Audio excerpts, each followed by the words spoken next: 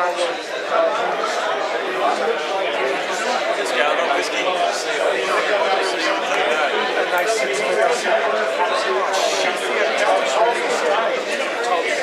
you taking photos tonight, Rod? Oh, come on, what are we doing? Oh, they've got all the latest stuff.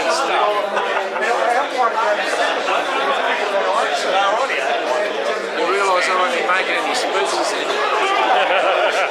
How much did that set us back? I don't know, mate. Have you done your endurance? Oh, look nice and level too, Rod. Jeez. No, not quite. Hey? You'd have got the bloody gates. Come on, Rod. It's going, no worries. Take a photo of him. It's a video, actually. So Actually, Sarah, no, get one of Sarah. Yeah. Have a like it.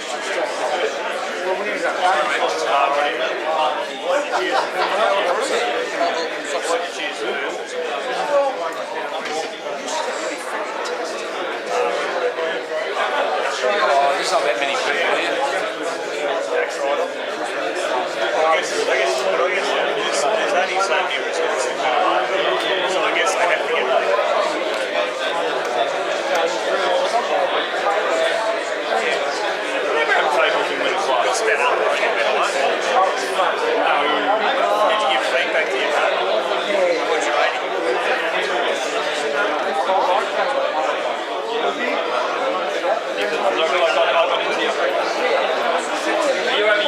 Now, George. Tell me where that signal comes from. It's a leg policy. I umpired in Vanuatu while I was away on holiday. That's how they signal leg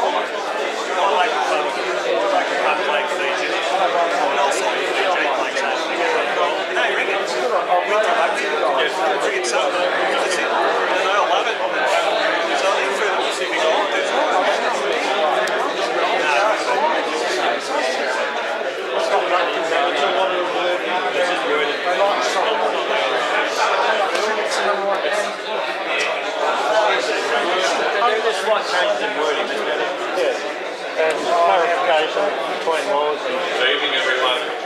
Welcome to Sydney Power Centre for the first night of the 2019, if you can believe that, winter classes.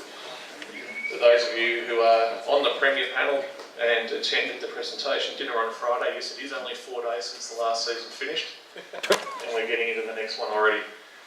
Similar structure to the way things ran last year. For the winter classes, we have our state and national panel umpires and match referees helping us out with the presentations. So we've got a very rich level of experience and current expertise we'll be presenting to you. I'm not going to talk a whole hell of a lot before the start of handing over to Jeff and Greg. But things to remember, the winter classes is based purely on the laws of cricket, and given that we've had another modification to that in the last 2 or 3 months, it's now known as the Laws of Cricket 2017 Code, 2nd edition 2019. They are on order from the MCC at the moment. Paddo's ordered them and they are in transit. So for everybody that's asked, can I get a new law book? Absolutely you can. I have 6 boxes of useless 2017 ones sitting in my office right now. You can have one of those and print out the modifications if you wish, if you really want to have one, or you can hang tight until they arrive and I can give you the most updated ones, sell the most updated ones. They'll still be $6, they're a bargain. Along with that too, we have the new Tom Smith. I know that's been very, very anxiously sought after. That is currently in print. and it's not available at any of the bookstores at the moment, but it is also on order, direct from the MCC. They're trying to get it out to the National Cricket Associations before it gets made available to the public. I believe the cost for that is roughly $30. The nominal, the nominated cost is £10. So do the translation and add a bit of postage, and it'll work out around $30. So thanks, Ace. $27.70. Fine. Top up to $2.30 with a fine, make it 30. Yeah, so around $30. So they'll become available hopefully by the end of the 6-week session as well. You are in a hurry. Can we go back a little bit? Sorry. So yeah, again, about the laws of cricket, and I did manage to get a screenshot of it.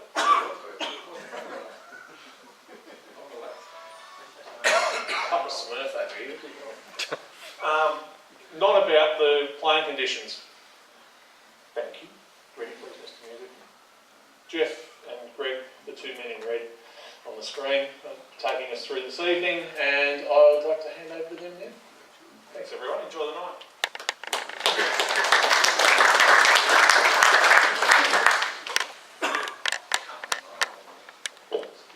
Check 1, 2. Oh, look at that. It works. For how long, I don't know. Tonight's agenda, the preamble. We're going to go through the various laws. Just before we start.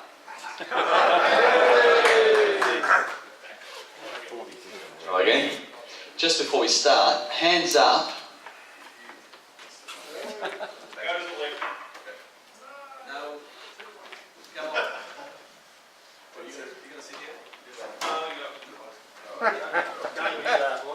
This happens every year. I thought they'd have fixed it by now. Hands up if this is your first time doing the winter classes. Keep your hands up. Keep your hands up. And join these people if you haven't umpired before. Don't put your hand down. No.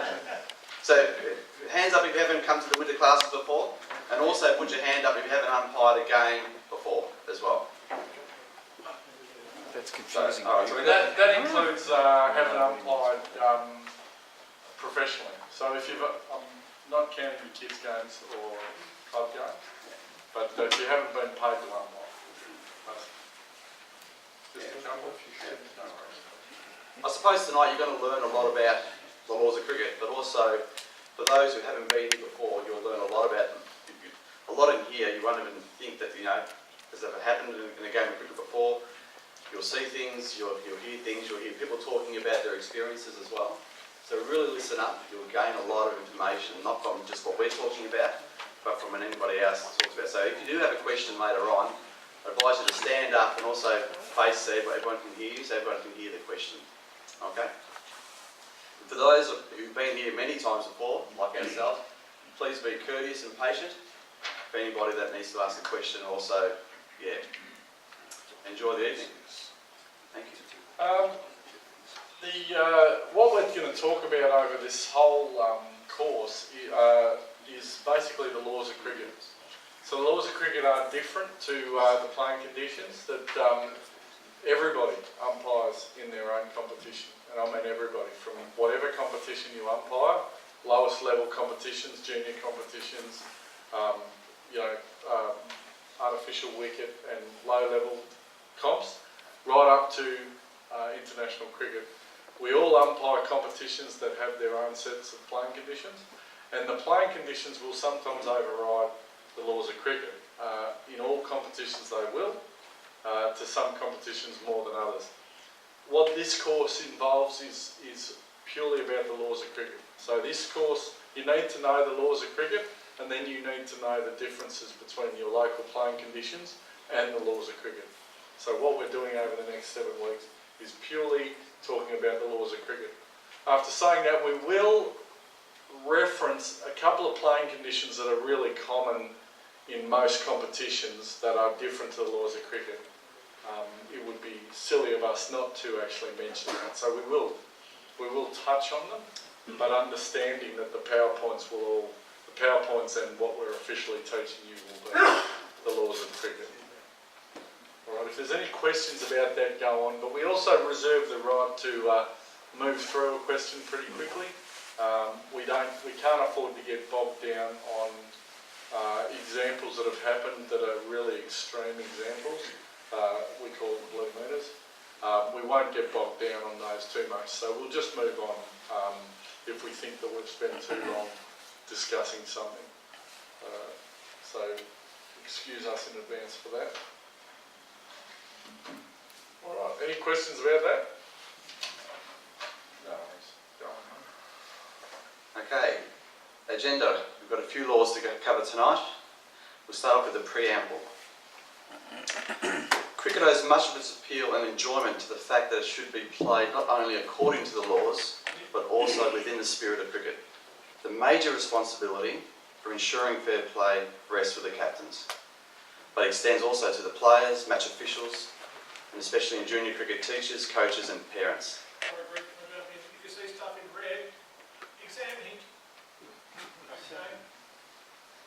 Thanks, sorry. That's okay. Thanks, Jace. Respect is central to the spirit of cricket. Respect your captain, teammates, opponents and the authority of the umpires. Play hard and play fair. Accept the umpire's decision. Create a positive atmosphere by your own conduct and encourage others to do likewise. Show self-discipline even when things go against you. Congratulate the opposition on their successes and enjoy those of your own team. Thank the officials, your opposition at the end of the match, whatever the result. Cricket is an exciting game that encourages leadership, friendship and teamwork, which brings together people from different nationalities, cultures and religions, especially when played within the spirit of cricket. That covers everything there, as you can see. Okay, the players.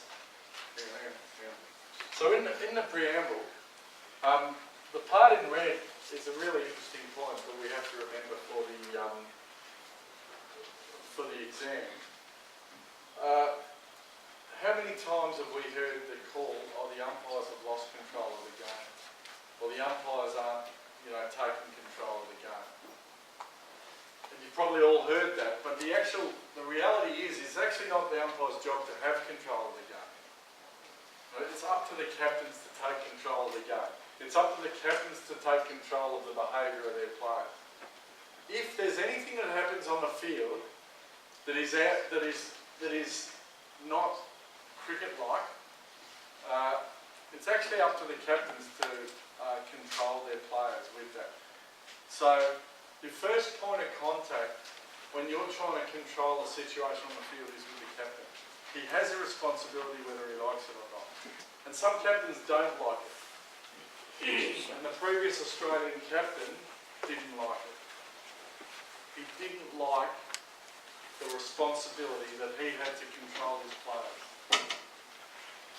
Right, I'm sorry if this offends anyone, but that's the reality, is that it was his responsibility to control the behaviour of his players, and he can't sit there and say, I don't want to know about it, which is what he said he did. Right? He can't do it. Under the laws of cricket, the captain is responsible for how his team controls the game, and the captain must take control whether he wants to or not.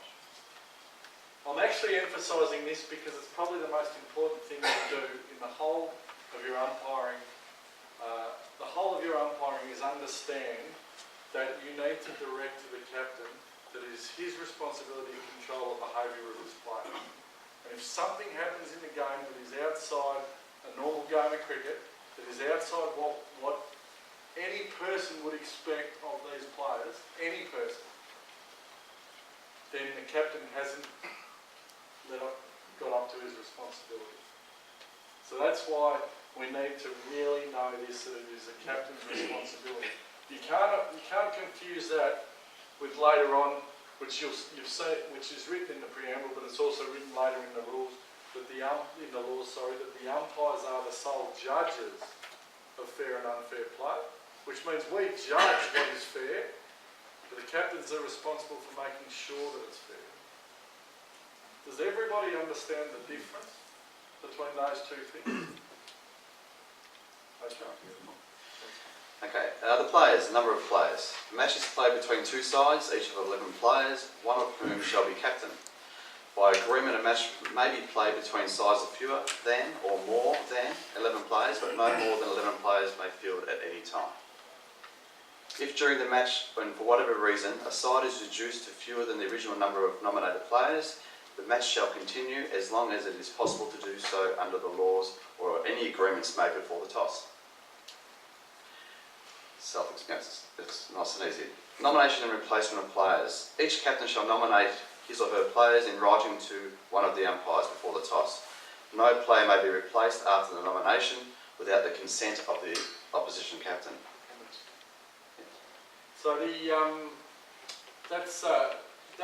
is actually, that 1.2 is actually more common than you realise, where a player gets injured in the warm-up, probably after the toss of the coin, and even at professional level, captains have gone to the opposition and said, such and such has hurt himself in the warm-up, can we actually replace him? It's happened in test matches, and generally the other captain will actually give consent, generally, because it's normally a legitimate bona fide, otherwise the game's going to be 10 versus 11 for the whole match, and that's not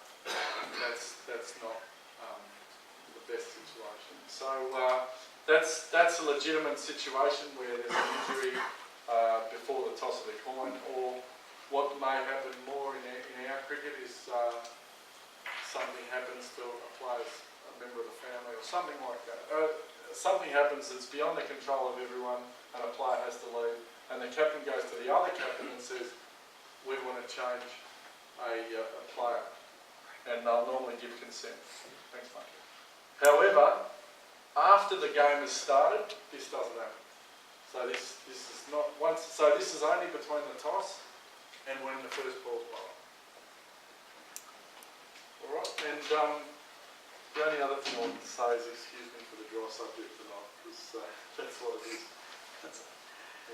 Captain, if any time the captain is not available, a deputy shall act for him or her.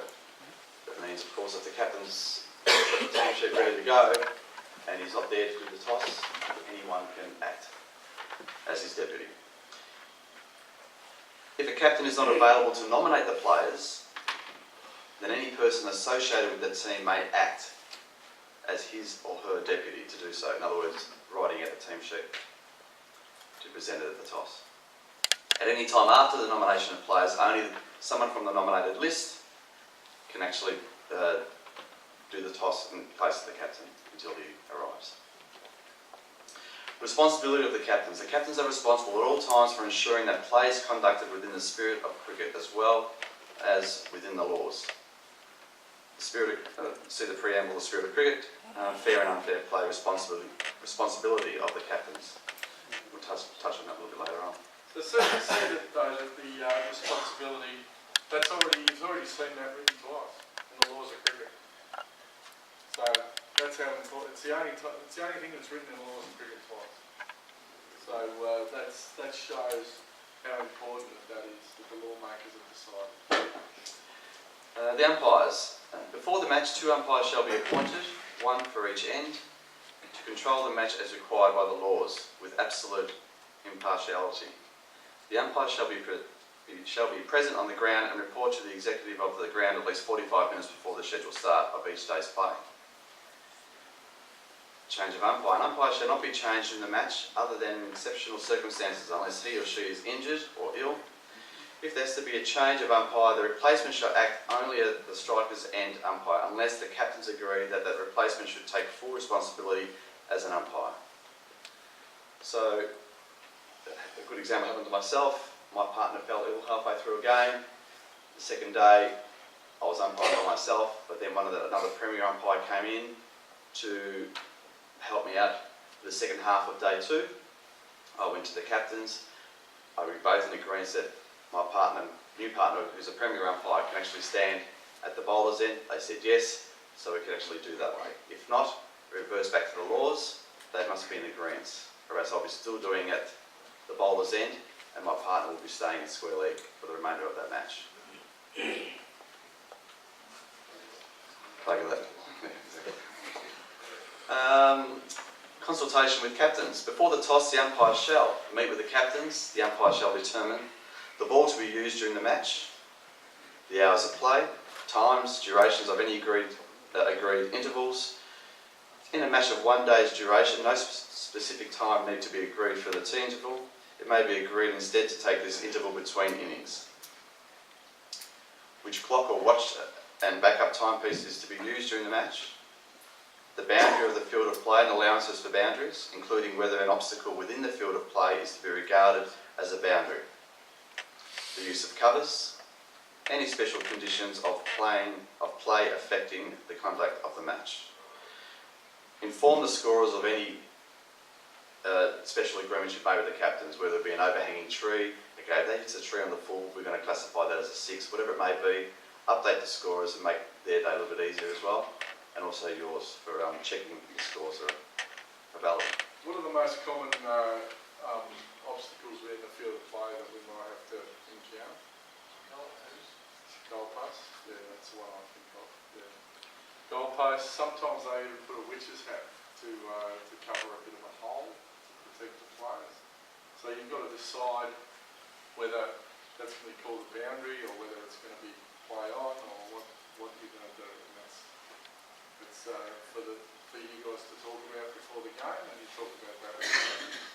Jeff, I just make a point that the laws are written for Test cricket, Yep. and it always assumes 2 umpires. Yep. It always assumes, but most of us, or a lot of us, will have to modify that for when we're on our own. Yeah, yeah.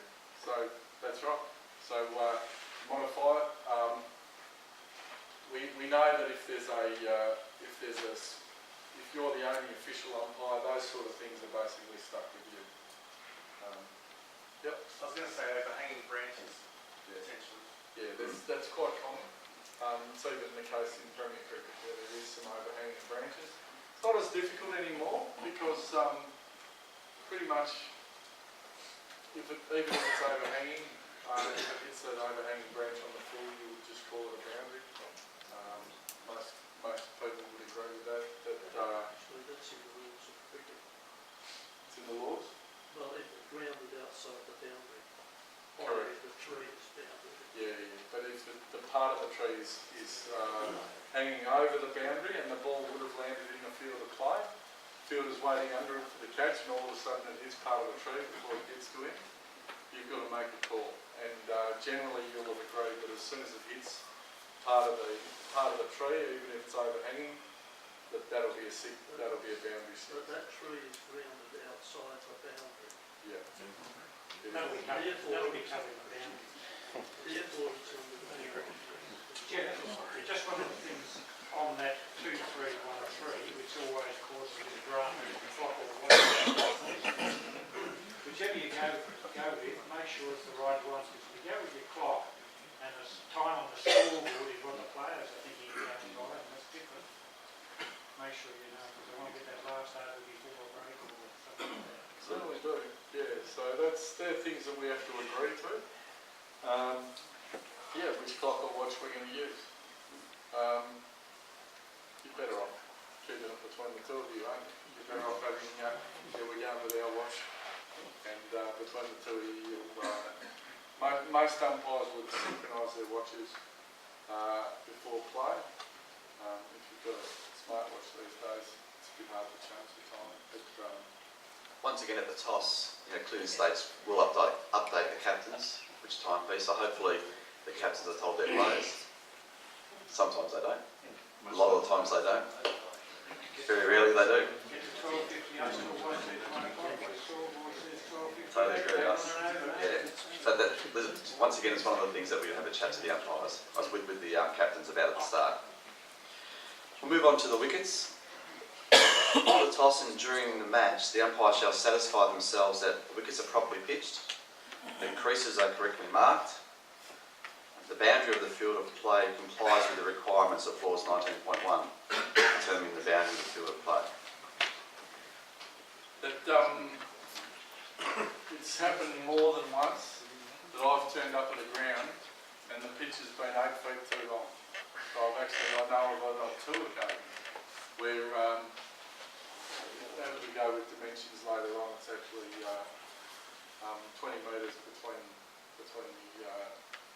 stumps, but I've had that between the middle stump, between the crease lines, so the curators actually don't know the laws of cricket. I've had it on 2 occasions. So the umpires have actually got to make a decision. What are we going to do about it? When if you could turn up and literally the dimensions are wrong. After saying that, I wouldn't get into the habit of turning up at every ground with your tape measure and measuring the pitch. You'd probably lose a bit of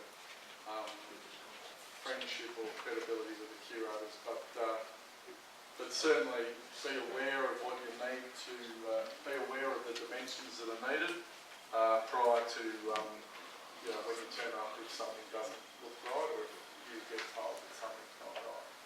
Be aware of it. Make sure that the protected areas are marked. That is another thing that curators sometimes forget. Those sort of things. Before the toss and during the match, the umpires shall satisfy themselves that the conduct of the match is strictly in accordance with the laws. The implements used in the match conform to the following. Law 4, the ball, externally visible requirements of Law 5, the bat, and either laws of 8.2, size of the stumps, and 8.3, the bails, or if applicable, Law 8.4 in junior cricket. No player uses equipment other than that is permitted. And also note there, particularly with the interpretation of the protective helmet, the wicketkeeper's gloves comply with the requirements of the law as well.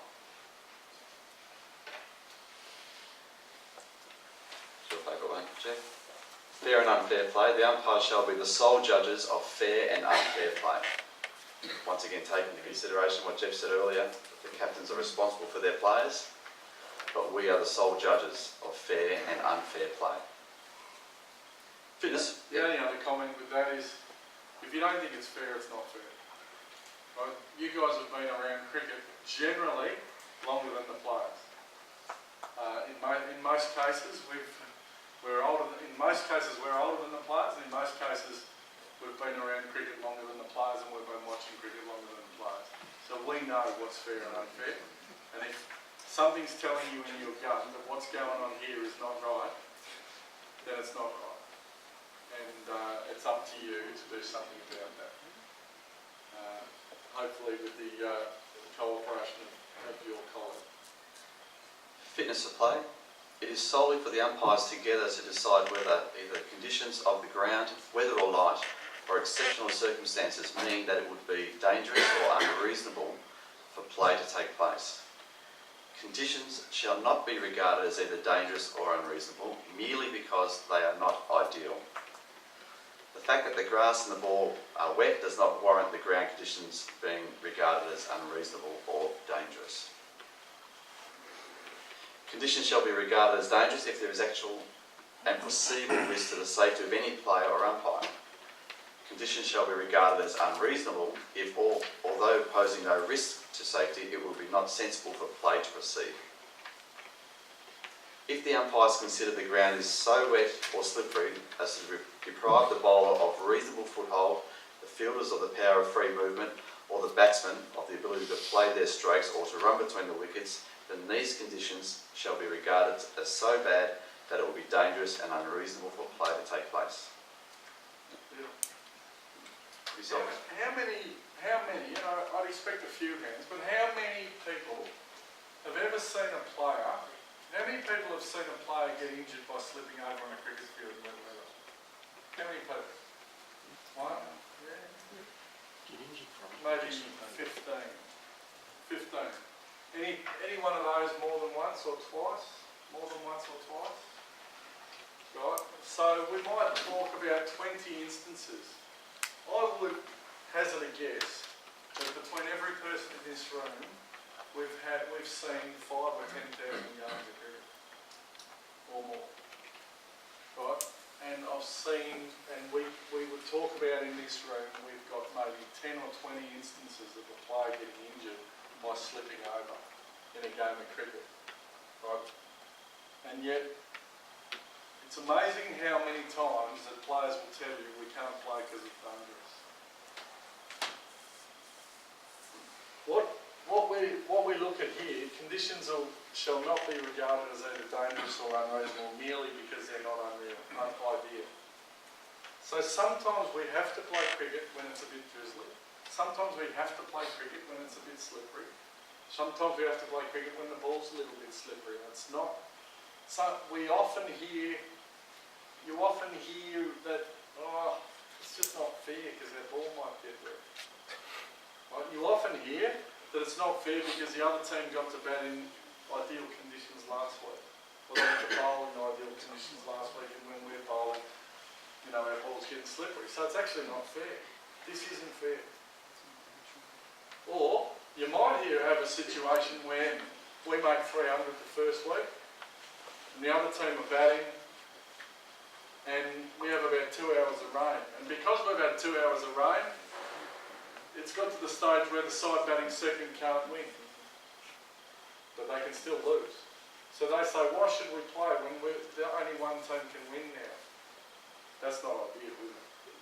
But it's, unfortunately, it's not dangerous or unreasonable, and we have to play. So, sometimes you just have to say to the teams, it is not ideal at the moment. You actually admit, it's not ideal, but it's not dangerous or unreasonable, and we're going to play. Yeah, is there any questions about that? No? Any comments? Well, like he said, it's not fair. Yeah. That goal says you'll be learning. Fair or unfair? So what do you tell the captain if he says not fair? Yeah, I understand. And that first part is fair and unfair play. We just talked here about fair or unfair contest. Yeah. That's the difference. It's not ideal. Unfortunately, it's not ideal for you. Unfortunately, it's not ideal for all of us. But it's not unreasonable or dangerous. That's all to say. Jason? Just on that, particularly in the depths of summer, I get lots of phone calls a week from concerned parents, umpires, associations. What's the heat policy? What's the heat policy? Cricket Victoria don't have an overarching heat policy, nor do Cricket Australia. As you can imagine, a 36-degree day in Melbourne is significantly different to a 36-degree day in Brisbane or Perth or Adelaide, wherever. If the association doesn't have one, and you are concerned with the heat, extreme heat, 2.7.2 is your friend. Conditions shall be regarded as dangerous if there is actual and foreseeable risk to the safety of any player or umpire. If you believe the heat has got to a point where there is foreseeable risk, you're entitled to suspend play. Right? If the ground it is now no longer fit for play. Okay? Fitness for play does not solely refer to wet. Okay? Right. That's right, thanks, Jason. The umpires. Suspension of play in dangerous or unreasonable circumstances. All references to ground include the pitch. The umpire shall immediately suspend play or not allow play to start or to recommence if either umpire considers that the conditions of the ground, weather or light, or any other circumstances are either dangerous or unreasonable. When there is a suspension of play, it is the responsibility of the umpires to monitor conditions. They shall make inspections as often as appropriate, unaccompanied by any players or officials. Immediately the umpires together agree that the conditions are no longer dangerous or unreasonable, they shall call upon the players to resume play. That basically means when you are making your decision, make sure you're together and nobody else is with you. If you're umpiring by yourself, once again you go out there and make your decision, and then once you've made the decision, you then go back and tell the captains what your decision is to resume or to stay off the ground. Don't let them come and bombard you. Don't let them walk out there with you when you're trying to assess this. So, a question from Mike. How Yes. do they actually practically do that? Because it's quite often seen that they would accompany you one way or the other. There's a couple of points on that. This is one of those ones where we really have to touch on the fact that the laws of cricket are different to most playing conditions, and most playing conditions will have it that both umpires agree to cease play, otherwise you keep it going. The laws of cricket really are taking the litigation umpires into account by saying that if either umpire wants to stop play, we're going to stop play. Don't be too hasty to stop play. I respect what the laws say, but most playing conditions actually override that and go with the old condition that that if both umpires have to agree to cease, otherwise you keep going. After saying that, this is the laws of cricket, and you'll probably be examined on this. I'm not sure that you'll be examined on whether it's one or both umpires, but There might be one in the quiz. yeah, there might be. So understand that the laws say that if either umpire say it's dangerous or unreasonable, then you have to stop. It's a wives' tale that we can't start again if it's drizzling.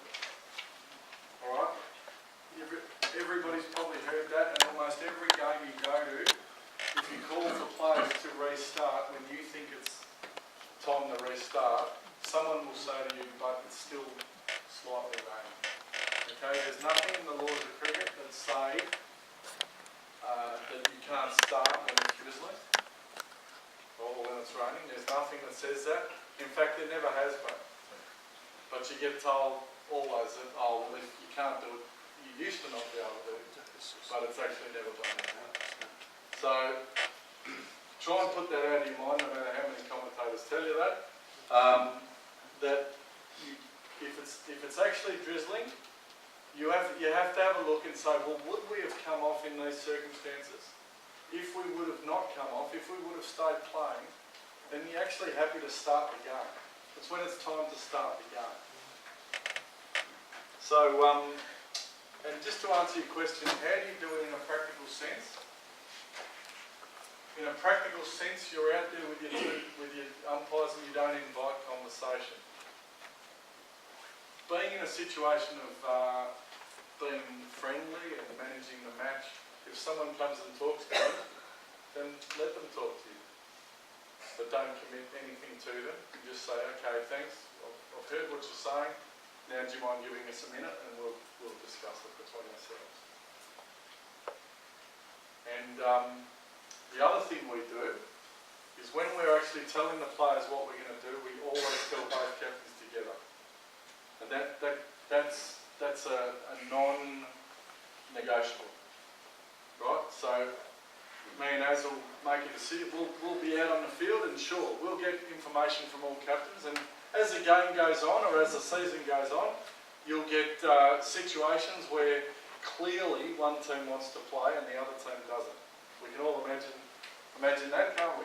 Where it really benefits one team to play, it benefits the other team not to play. Whether it's a situation of the match or whether it's because one team is happy to get a draw because that'll see them go through to the next week.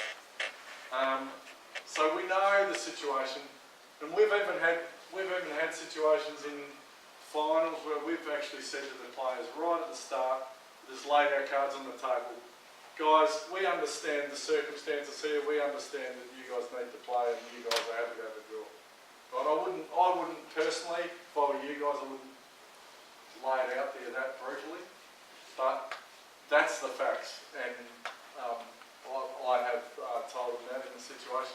You say, so because we understand that situation, just leave it to us.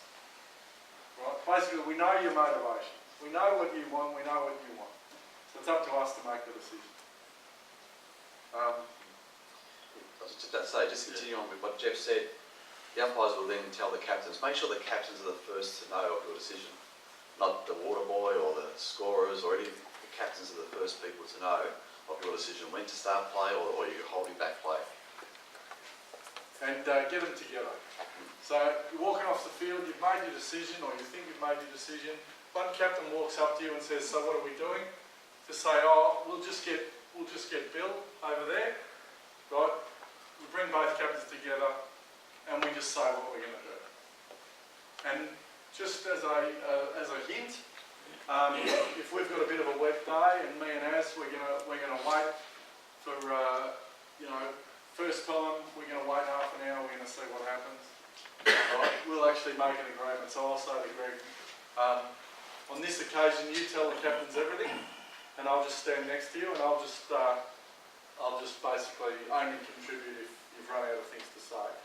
If you've got nothing else to say, And then the next time we talk, I'll do the talking.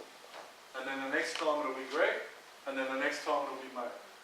No matter how senior or junior you feel, or how experienced or not inexperienced you feel, the best way to do it is, you know, the first time one guy will do all the talking, the next time the other guy will do all the talking. And you're not talking over the top of each other. Yeah? Does that ring a bell with that? You guys? Yeah. Up to position of umpires. The umpire shall stand where they can best see and act upon which their decision may be required.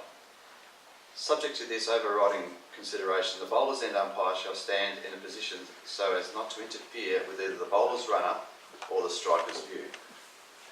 The striker's end umpire may elect to stand on the offside instead of the onside of the pitch, provided he or she informs the captain of the fielding side, the striker and the other umpire.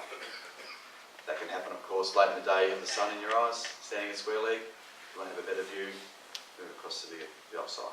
But inform the captain and inform the partner and the batsman. I've had instances where I couldn't see the run, or the captain said, hey, you can't, I need my fielder there. You don't need permission, you just tell them. Yeah. If I can't see, I can't give anyone it. It's not, the laws don't say you need to get permission from the captain. The laws just say just let them know.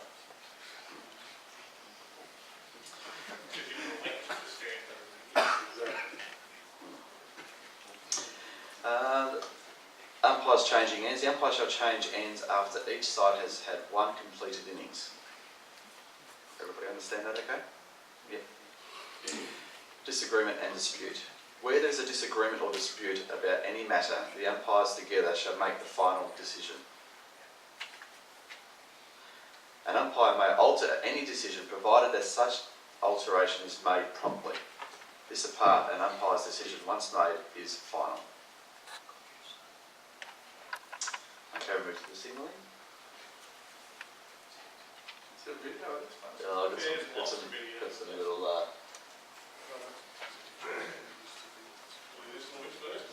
Oh, we'll read this here. Dead ball by crossing and recrossing. Signals made while the ball's in play. The bridge bit. Oh, yes. It's on the exam. So So, there's different signals. So you do make some signals while the ball's play's still going on. Other signals you wait until the ball's dead. Yes. So these are the ones that are while play is still going on. Yes, a question. Chef, got a question with regards to umpire swapping games after the completed innings. Like in a big bash game, like if it's a tie, both innings are finished, do you guys change ends for super over?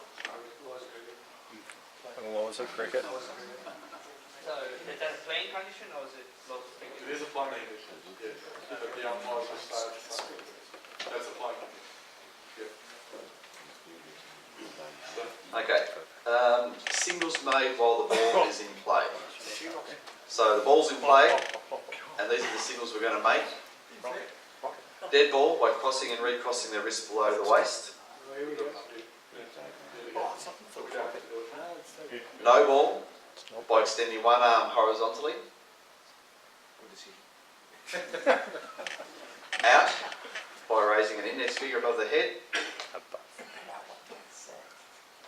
And wide by extending both arms horizontally. Once again, they're all the signals made whilst the ball is in play. So if a ball is a wide, goes down the leg side and they start running, the expectation is that you will signal wide before you walk into position.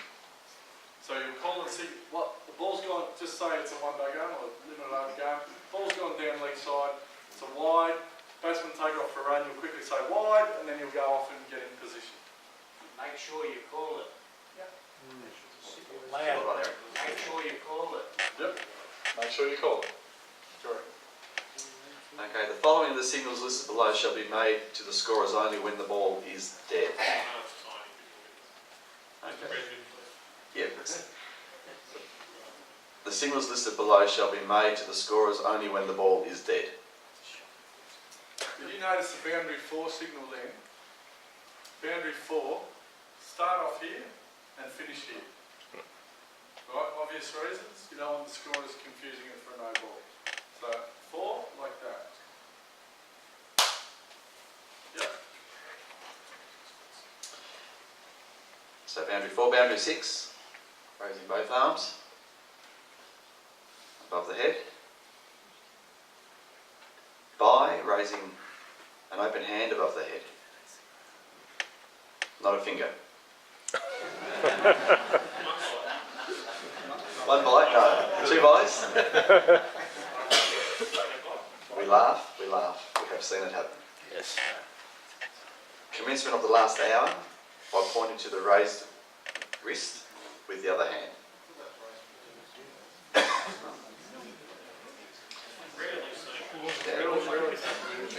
First part. 5 penalty runs awarded to the batting side. How do we know which